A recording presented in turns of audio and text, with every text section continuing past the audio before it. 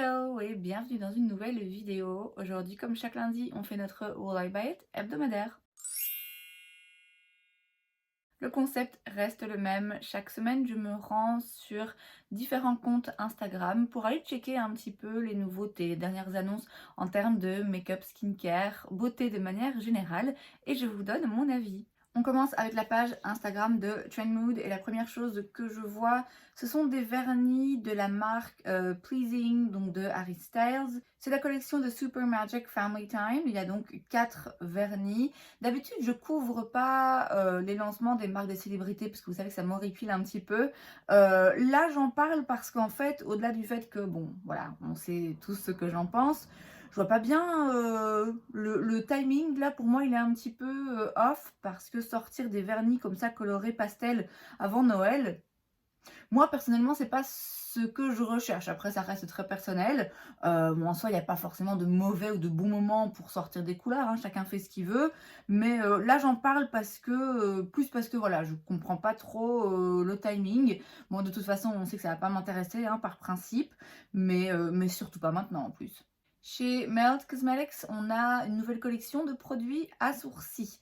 Alors, ça inclut The Perfectionist Brow Ultra Fine Pen, donc un marqueur en fait hein, pour les sourcils, un liner liquide si vous voulez.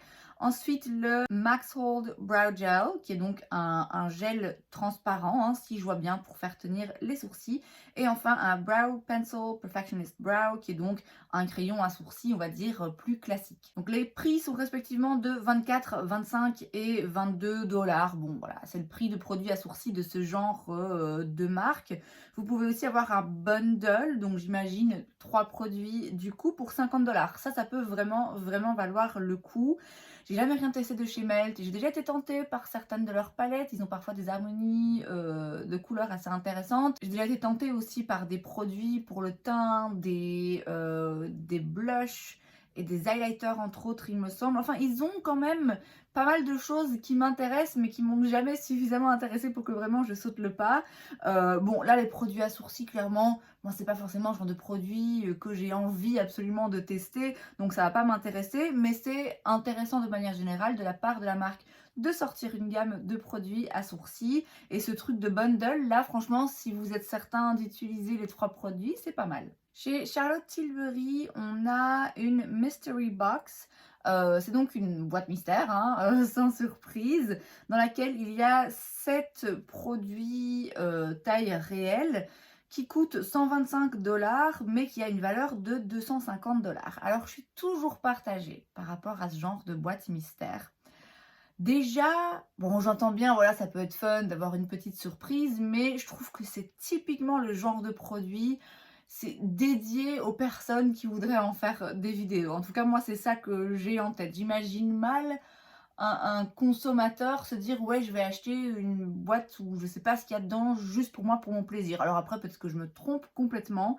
Ça peut être intéressant ceci dit si vous aimez la marque et que vous voulez acheter des produits de la marque mais à moindre coût puisque là vous avez quand même 50% de réduction. Après c'est un peu à double tranchant parce que si vous aimez la marque j'imagine que vous avez déjà quelques produits de la marque auquel cas sans savoir ce que vous achetez vous risquez les doublons. Pareil, si vous ne connaissez pas la marque, mais que vous voulez la découvrir, ça peut être le genre d'occasion assez intéressante. Encore que, bah, de nouveau, est-ce que vous allez découvrir vraiment des produits que vous auriez achetés? Voilà, je suis toujours un petit peu partagée aussi par rapport au fait que ce genre de boîte mystère, d'après ce que j'ai pu voir et entendre et ce que je devine aussi, ce qui paraît un petit peu logique, certes, vous pouvez recevoir à l'intérieur des produits best-sellers, ce qui est apparemment le cas ici, des produits un peu phares de la marque, mais je pense que vous recevez aussi des produits qui autrement s'écoulent pas forcément facilement. Personnellement, je vois, j'imagine en tout cas que c'est un petit peu une façon pour les marques de se débarrasser de produits, de stocks qui se vendent peut-être moins, de teintes qui se vendent peut-être moins et qu'il leur reste un peu sur les bras. Maintenant, peut-être que je me trompe complètement, mais d'après ce que j'ai pu voir, c'est quand même quelque chose qui revient assez régulièrement. Alors de nouveau, est-ce que c'est mal? Non, parce que, bah, après tout, vous avez quand même des produits qui, je l'espère, ne sont pas non plus complètement mauvais à un moindre coût. Et de toute façon, à un moment donné, s'ils n'arrivent pas à écouler les stocks et qu'ils ont envie de se débarrasser des produits, ils les jettent, ils les détruisent. Donc, ma foi, autant que ça serve à quelque chose. Tout ça pour dire que moi, de manière générale, ce genre de concept boîte mystère, ouais, ça peut être marrant pour faire une vidéo, mais je vais pas dépenser 100 balles pour faire une vidéo. Je veux dire clairement, j'aime bien ça, mais quand même, il y a des limites. On a chez Laneige leur masque pour les lèvres, leur masque de nuit là. Alors c'est en collaboration avec BTS, c'est un groupe de pop coréenne, non, il me semble. Et en collaboration aussi apparemment avec Amore Pacific, qui est une autre marque, donc j'ai du mal à comprendre vraiment le concept, mais qu'importe. Et donc en fait vous avez 3 nouvelles senteurs, enfin une qui revient puisqu'elle existait déjà et là ils la ressortent. Donc vous avez cette fameuse senteur Peach Iced Tea, vous avez Sweet Candy et vous avez Butter, du beurre. Je suis pas sûre que j'ai envie de m'endormir avec un goût de beurre sur les lèvres. Quoi qu'il arrive, même si c'était des senteurs qui me donnaient absolument envie, moi le masque pour les lèvres de nuit de chez Laneige, je ne l'aime pas du tout. En tout cas, il ne fonctionne pas sur moi. Il fait l'effet inverse, il fait pire que mieux puisqu'il va aller me créer des sécheresses sur les lèvres que j'avais pas avant. Donc clairement, c'est pas un produit qui me convient. Si c'est le cas pour vous et qu'il y a des senteurs qui vous disent, voilà, pourquoi pas, mais quand même, je serais curieuse de savoir qui a envie d'avoir un goût de beurre, juste de beurre sur les lèvres. Ensuite, la marque Base Blue Cosmetics, que je ne connais pas, sort un Whale Transforming Lip Balm.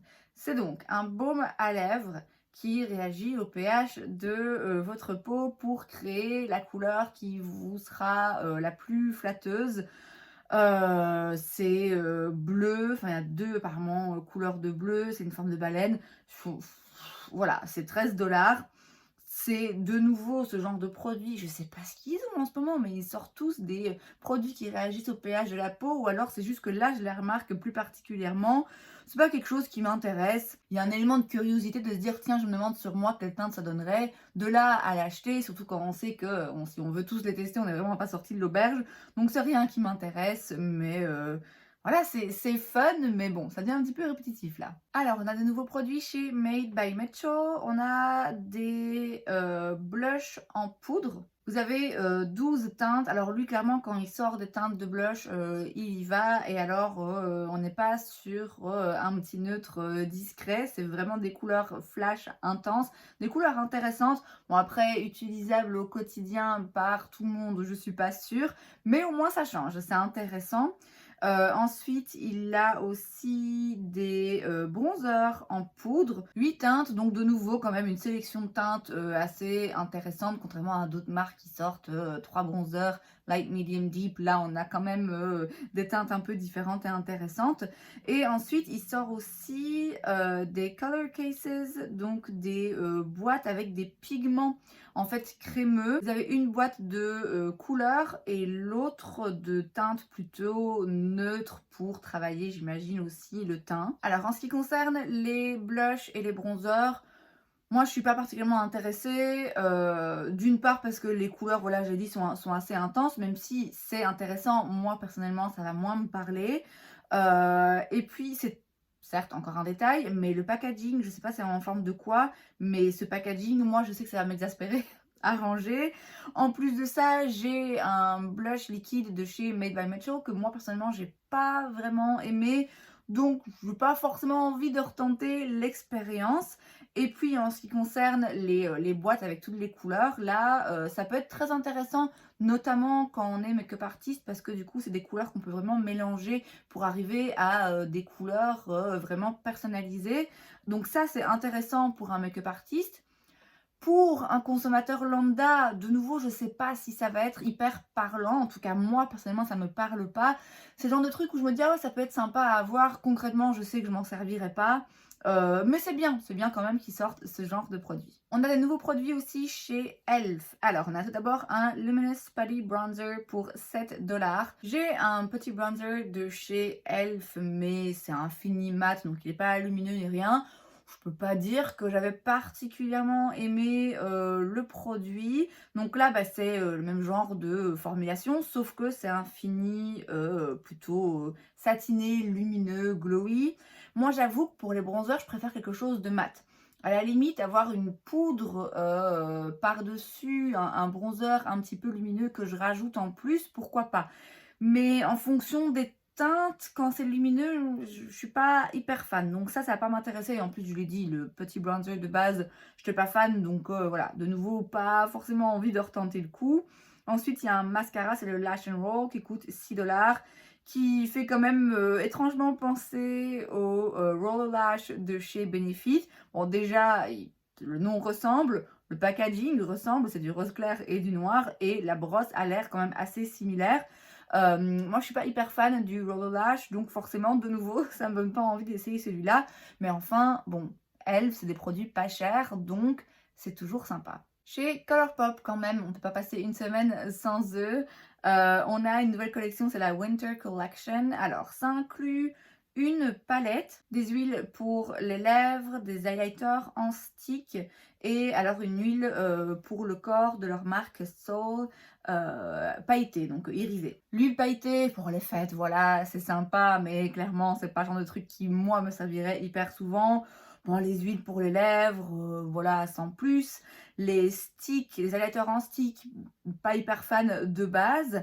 La palette, qui est toujours un petit peu le point d'ancrage des collections Colourpop. Je saisis pas trop. Alors, c'est une photo, je ne vais pas dire une photo volée, mais c'est pas forcément une photo de la meilleure qualité. Donc, c'est difficile de se faire une idée très précise. Alors, c'est froid, c'est des teintes, oui, en effet, hivernales. Enfin, ça fait penser à la neige, à l'hiver. Voilà, là, on est clairement dans le thème. Donc, c'est intéressant. C'est pas genre d'harmonie de couleurs qu'on va forcément voir souvent. Ce qui me pose question, c'est que les rangs du dessous qui sont plus foncés, on dirait que c'est genre 10 fois la même couleur presque. C'est quand même très très très très très ressemblant. Maintenant, comme j'ai dit, c'est peut-être simplement une mauvaise qualité, une lumière qui n'est pas forcément adaptée à prendre une photo, qui donne cet effet-là. Après, il y a quand même l'air d'avoir quelques fards pailletés métallisés qui ont l'air pas mal de bleu, donc moi personnellement ça va pas me parler, mais ça change, je trouve que ça change un petit peu des grandes palettes, surtout de chez Colourpop, qui tendent toujours un peu vers le nude et le neutre, etc. Là c'est un petit peu différent, donc voilà, pourquoi pas, c'est intéressant, mais pas à mes yeux de nouveau. Chez NYX, on a une collaboration avec Avatar. Il y a un petit peu de tout, il y a une palette de blush d'highlighter, il y a des sticks en highlighter, on a des glosses, des rouges à lèvres, un pigment bleu et un spray pour fixer le make-up. Je vais me concentrer sur la palette. Alors déjà, elle coûte 40 $. Pour une palette de chez NYX, ça me paraît un petit peu beaucoup. Après, quand on y regarde de plus près, vu qu'il y a des pannes qui sont divisées en deux et donc dans lesquelles il y a deux couleurs, en tout, on arrive à un total de 24 fards, si je compte bien, 24 fards. Donc bon, 24 fards, 40 $, c'est pas du vol, hein. Mais alors, la façon dont les fards sont placés, déjà les fards comme ça qui sont divisés en deux, à un moment donné, ça se mélange. Enfin, voilà, moi personnellement, je suis pas fan. À la limite, il y en a un dans une palette, je vais pas faire une crise. Mais là, il y en a quand même pas mal.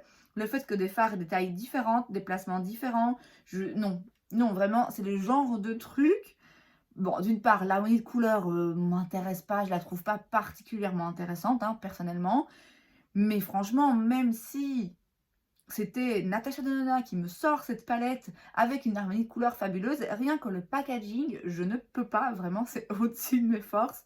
Donc voilà, il n'y a rien d'autre hein, au-delà de ça qui m'intéresse ou qui me parle particulièrement dans la collection. Je trouve que le tout fait un petit peu cheap, je trouve. Je sais pas si c'est le packaging ou les teintes des produits, mais ouais, je suis pas fan.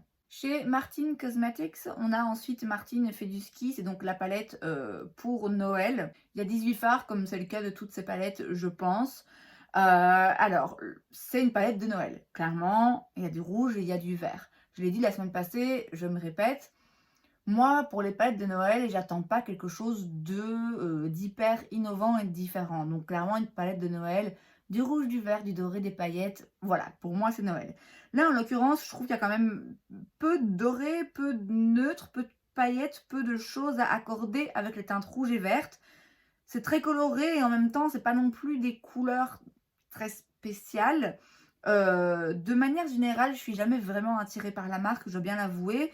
Et là, en l'occurrence, les lumineux m'ont pas l'air hyper lumineux, quoi. Donc, moi, c'est ce que je recherche, moi, personnellement, pour Noël. Donc, voilà, pour le coup, ça m'intéresse pas, mais je sais que ça va en intéresser beaucoup. La marque Cara Beauty sort 3 palettes, il y a 36 fards dans chaque et elle coûte 18 $, donc la palette. Alors, en termes de prix, c'est tout à fait correct. 36 fards, moi perso, je trouve ça un petit peu beaucoup, je m'y perds. Et ce que j'ai du mal un petit peu à comprendre, c'est le concept. Enfin, pour moi, c'est vraiment juste, allez hop, on balance 3 palettes qui, très sincèrement, se ressemblent énormément. C'est-à-dire que si vous essayez de cacher le fond coloré des palettes, vous remarquez que ça reste quand même très ressemblant. Alors oui, il y a des nuances, il y a des palettes dans lesquelles il y a plus de vert ou de bleu ou un petit peu plus d'orange, mais c'est sûr, il y a plein de teintes qui se répètent, ou en tout cas qui sont très similaires. Je vois pas l'intérêt en fait de sortir ces 3 palettes. Je trouve qu'elles auraient pu être condensées dans une. Donc voilà, c'est un lancement, je dois vous avouer que là vraiment je comprends pas. La marque Art Deco Cosmetics, que je ne connais pas, sort des petites palettes 3 en 1, highlighter, blush, bronzer, même s'il y en a où on dirait que c'est plus juste blush. Enfin voilà, il y a différentes harmonies, il y a 5 harmonies de couleurs différentes. Chaque palette coûte 17,99 €. Ouais, de nouveau, je suis pas convaincue. Les photos de la campagne, il y a certaines photos où ça ressort très texturé sur la peau. Alors la peau a une texture, hein, c'est pas grave, mais je ouais, je suis pas fan du rendu, de ce que je vois là en tout cas. Les harmonies de couleurs me paraissent pas complètement dingues non plus. Le packaging externe est mignon, mais ouais. Et puis le pinceau là, non quoi, personne n'utilise ça. Ensuite, on a une nouvelle collection de la marque Flower Nose. Ça, il me semble qu'on en a déjà entendu parler ici ensemble. C'est la Chocolate Wonder Shop Collection, donc autour du thème du chocolat. Alors, je dois vous avouer que tout le packaging, les dessins, les reliefs dans les pannes et tout, les formes et tailles de pannes différentes, tout ça, ça me donne mal au crâne. Franchement, je regarde la photo et je me dis, oh, je sais même pas où regarder en fait. Il y a des petites palettes de fard à paupières qui ont l'air mignonnes. Il y en a une avec un fard vert là voilà, qui est jolie. Ouais, il y a peut-être bien des blushs avec des jolies couleurs. Après, je connais pas la marque, oui, j'en ai déjà entendu parler, mais je la connais pas particulièrement. Et l'univers, a priori, d'après ce que je vois et ce que j'ai déjà pu voir par le passé, m'intéresse moins. La marque Bunky Beauty, de nouveau, ça me dit rien, sort des palettes de fard multichrome. Il y a donc 3 palettes, elles coûtent 30 $ chacune. Et dans chaque palette, vous avez 5 fards multichrome. Donc 30 $ pour 5 fards multichrome, franchement, ça va. Ça peut parfois coûter beaucoup plus cher que ça. Après, c'est évidemment des palettes que moi, j'utiliserais en complément d'autres palettes. Donc c'est pas, ça vous permet pas forcément de créer un look complet, sauf si vous, ce que vous voulez, c'est juste mettre des teintes multichrome sur vos yeux, hein. Moi, a priori, j'aime toujours bien avoir une petite base mat quand même. Bon voilà, les multichromes, c'est évidemment toujours très hypnotisant. En tout cas, moi, ça me fascine et je trouve ça très joli. Après, je pense pas que j'en aurais forcément une utilité.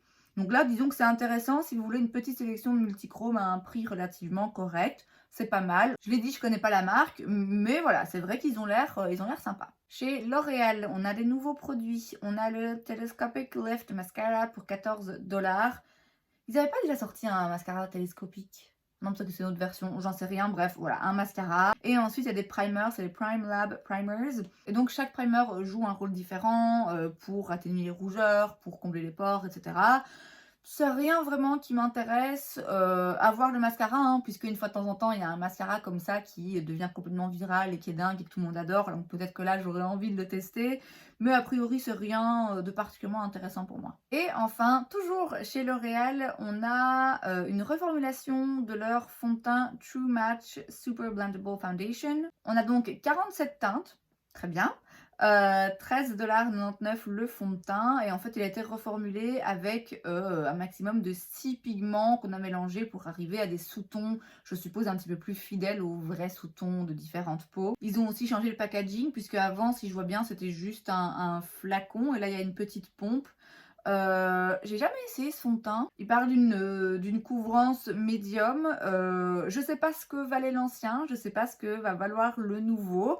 Mais enfin voilà, c'est un fond de teint a priori à prix, acceptable et pour le coup, il y a pas mal de teintes donc ça peut s'avérer intéressant. Et c'est donc tout pour cette vidéo, j'espère que ça vous a plu. Si c'est le cas, n'hésitez pas à laisser un like. Vous pouvez aussi vous abonner à ma chaîne parce que c'est gratuit donc pourquoi pas. Et moi, je vous vois la prochaine fois.